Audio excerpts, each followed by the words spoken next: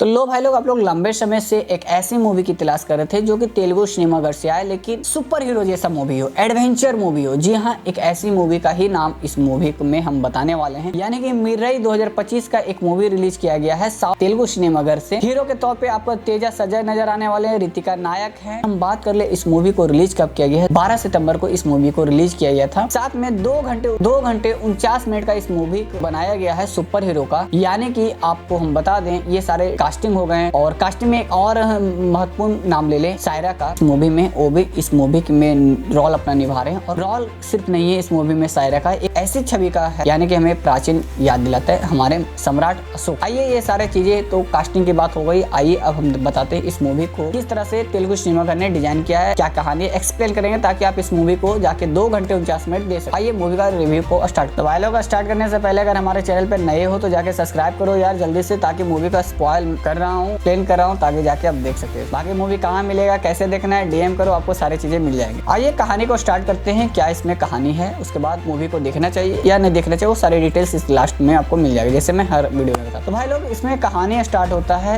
सम्राट अशोक से। यानी कि आप सभी लोग हिस्ट्री पढ़े हो तो आपको पता होगा सम्राट अशोक, उनके पास सुपर पावर होता है जो कि 9 ग्रंथ में डिवाइड करते हैं। तो 9 महान पुरुष को देते हैं और उन महान पुरुषों को बोलते हैं कि आपकी इसकी सुरक्षा करना है, आपकी जिम्मेवारी है। तो क्या करते हैं कि ये सारे आपको शुरुआत में दिखाएंगे। तो 9 क्या लेकर चले जाते हैं, अपने अपने देश होते हैं, कहीं चाइना है, कहीं नेपाल है, अलग अलग पार्ट में वो डिवाइड हो जाते हैं। डिवाइड में पार्ट होने के बाद तो लास्ट ग्रंथ होता है 9वां ग्रंथ, जो हमारे शायरा के तौर पे माँ के रोल पे नजर आने वाला है। यानी कि 9वां ग्रंथ की रक्षा करने की जिम्मेवारी हमारे शायरा को दिया जाता है, इस मूवी में नजर आने वाला। उसी के साथ आपको क्या होगा कि शायरा के पास भी सुपर विजन्स होते हैं, सुपर पावर होते हैं, और उन्हें दिख जाता है आने वाला समय में 9 ग्रंथ मिल जाएंगे किनके पास, काले जादू के पास। कहीं ना कहीं ये सारे चीजें आपको शुरुआत से ही दिखाए जाएंगे। उनको अनुभव हो जाता है तो अपना रास्ता खोजते कि इसे कैसे सुरक्षित किया जाएगा। तो उनके पास जब वो बोलते हैं कि आप माउंटेन पे जाइए, माउंटेन पे आपके एक महाराज मिलेंगे, वो बताएंगे कि आप कैसे सुरक्षा कर सकते। तो वहाँ पे वो जाते हैं, मिलते हैं ऋषि से, और ऋषि बताते हैं इसकी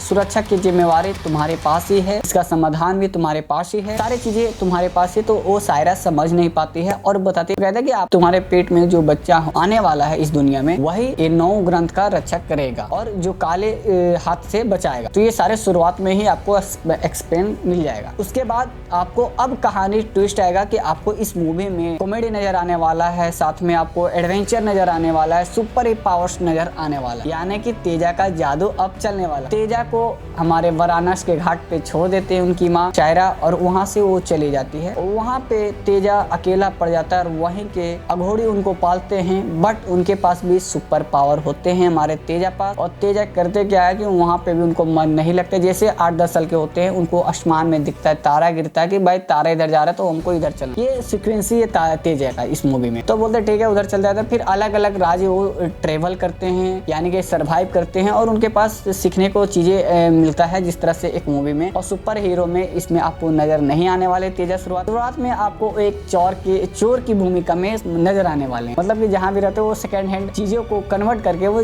बेचते हैं। यानी कि आपको एक मोबाइल चाहिए तो सेकंड हैंड करके उसको चोरी करते हैं, समाज को माने, मतलब कि यानी कुछ ना कुछ वो अपना काम करते हैं, सेकंड हैंड काम से वो करते हैं और वो चोरी करते हैं। इसमें चोर के तौर पे इस मूवी में नजर आने वाला। वहीं पे आपको हीरोइन रितिका नायक नजर आने वाली है, जो कि उसे पता चल जाता है ऋषि मुनि से कि सारे ग्रंथ काले जादू यानी कि मन्नू मनोज को मिल रहा है। भाई वो इसमें विलन नजर आने वाले हैं, और विलन के तौर पे वो करते क्या है कि सारे ग्रंथ को वो सोचते हैं कि एक साथ करेंगे, उसके बाद हमें सुपर पावर हमें मिल जाएगा। भाई इसका भी कहानी आपको मूवी में बताऊंगा, एक्सप्लेन नहीं करूंगा, क्योंकि जब एक्सप्लेन कर देंगे तो भाई मन्नू मनोज का जो भूमिका है, क्यों विलन बनता है, आपको मूवी में देखने को मिलेगा। वो वहाँ पे जाकर देखो, वहाँ पे आपको मिलेगा। जो मेन फैक्टर मैं बता देता हूँ, मन्नू मनोज टारगेट रहता है कि सारे जो 9 ग्रंथ है उनको इकट्ठा करना है और उससे सुपर पावर अपने आप में ले लेना है। बस इसमें मैं इतना ही स्पॉइल करूंगा, बाकी आप मूवी में जाके एक्सप्लेन करके देख लो। वहाँ से शुरुआत होता है और मन्नू मनोज करता है क्या है कि उसको हासिल करने के लिए सभी को मार देता है और अपने सुपरविजन लेने के लिए वो ले लेता है। कहीं ना कहीं जो 9वां रहता है, तो रितिका नायक के पास जो हमारे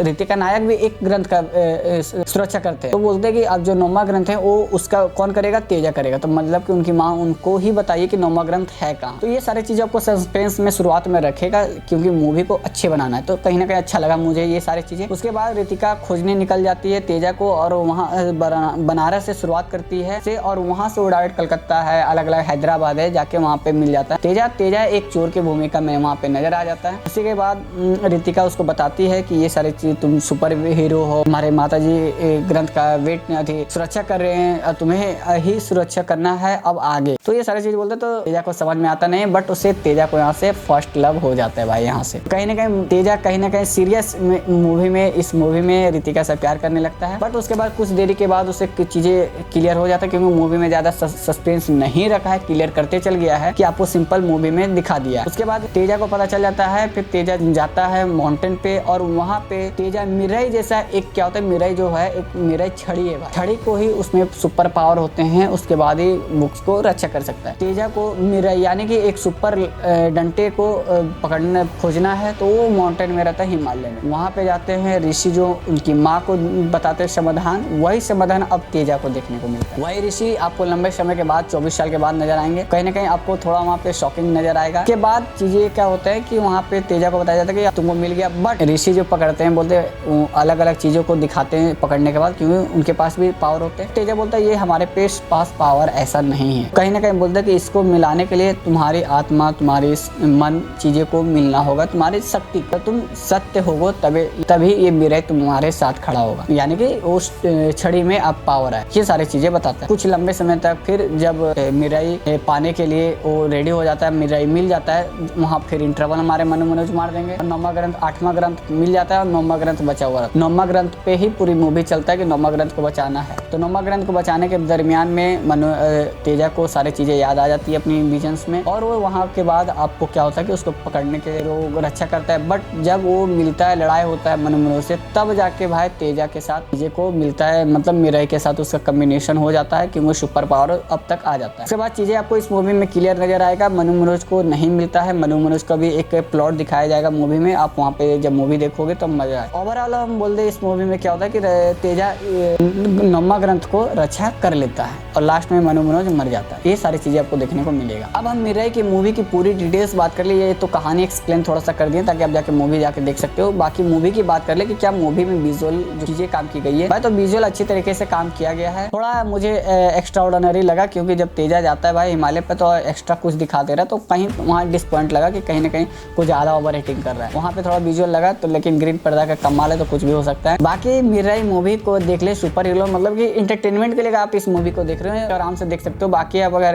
अच्छे तरीके से मतलब और एडवेंचर देखना चाहते हो तो भाई मैं बोलूंगा इस मूवी को आप नहीं देखो। Normal super hero Telugu cinema अगर से देखनी है तो आप आराम से इस मूवी को देख सकते हो, मतलब फैमिली के साथ, बच्चे के साथ आप इस मूवी को देख। बाकी मूवी की रेटिंग बात कर ले तो 10 में से हम 4 रेटिंग देंगे। मूवी सुपर हीरो के तौर पे 4 रेटिंग काफी है इस मूवी को। बाकी हम मूवी की ड्यूरेशन देखें 2 घंटे 49 मिनट में आपको कोई ऐसे एडल्ट सीन्स नहीं नजर आने वाले, तो कहीं ना कहीं वल्गर चीजें नहीं है। आप आराम से इस अपने बच्चे को इस मूवी को दिखा सकते हैं, आप खुद देख सकते हैं, वुमेन्स देख सकते हैं, मेल्स देख सकते हैं, कोई भी, यानी कि आप 18+ से भी कम है तो आप इस मूवी को आराम से देख सकते हैं। अच्छी मूवी है, एक अच्छी टाइम का आपको अशोक का ग्रंथ दिखाएंगे तो कहीं ना कहीं आपको प्राचीन काल अपने धर्म से अवगत कराते हैं इस मूवी को, और अपने धर्म या अपनी प्राचीन कला को, प्राचीन पावर को इस मूवी में दिखाया गया, तो कहीं ना कहीं ओवरऑल ठीक लगा मूवी। और बाकी आप 2 घंटे 49 मिनट आप पे डिपेंड करता है, अगर आप बच्चे के साथ देख रहे हैं, फैमिली के साथ देख रहे हैं तो आप आराम से 2 घंटे 49 मिनट इस मूवी को दे सकते हैं। बाकी रेटिंग की बात कर लिए, बाकी आपको मूवी कहाँ मिलेगा DM करो भाई, आपको सारी चीजें वहाँ पे प्रोवाइड कर दिया जाएगा। बाकी मूवी कैसी लगी हमारे प्लेटफॉर्म पे कमेंट करो यार कि कैसा